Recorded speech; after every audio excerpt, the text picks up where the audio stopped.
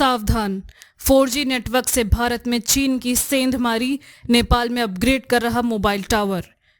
China vigil on India. Nepal की नमस्ते company के मोबाइल टावरों को 4G करने का कार्य लंबे समय से ही चल रहा है।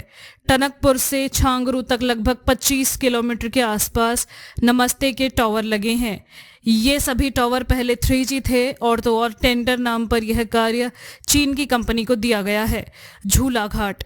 China vigil on India. Uttarakhand के पिथौरागढ़ और चंपावत जिले से लगे नेपाल में नेपाल की नमस्ते कंपनी के मोबाइल टावरों को 4G करने का कार्य विगत समय से ही चल रहा है।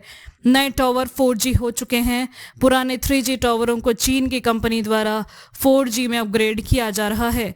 चीन की इस कारस्तानी को लेकर भारत में किसी तरह की कोई कार्रवाई नजर नहीं आती है। उत्तराखंड में चंपावत और पिथौरागढ़ जिलों में सीमा से लगे नेपाल में टनकपुर से छांगरू तक लगभग 25 किलोमीटर के आसपास नमस्ते के टावर लगे हैं। ये सभी टावर पहले 3G थे। बीते माहों में नेपाल ने मोबाइल टावरों को 4G बनाने के लिए कथित तौर पर ग्लोबल टेंडर लगाए थे। टेंडर के नाम पर यह कार्य चीन की कंपनी को दिया गया। नेपाल के मोबाइल टावरों को 4G कर रही चीन की कंपनी भारत की सीमा से लगे नेपाल के नमस्ते के मोबाइल टावरों को 4G कर रही है। इस क्रम में नेपाल के बैतडी और दार्चुला जिले में लगभग 3 से 4 नए टावर 4G लग चुके हैं। अन्य 3G टावरों को 4G किया जा रहा है। नेपाल के नमस्ते 3G टावरों की क्षमता पूर्व में भी इतनी अधिक है कि उसके सिग्नल भारत की सीमा में 38 से 40 किलोमीटर दूर तक पकड़ते हैं। पिथौरागढ़ नगर के कासनी तक नेपाल के सिग्नल मिलते हैं। अब नेपाल के टावरों को चीन 4G कर रहा है।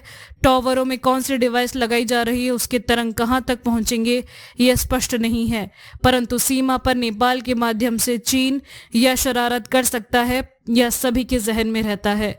दूसरी तरफ यदि भारत में देखा जाए तो अभी भी नेपाल सीमा से लगा कुछ क्षेत्र नेटवर्क से वंचित है।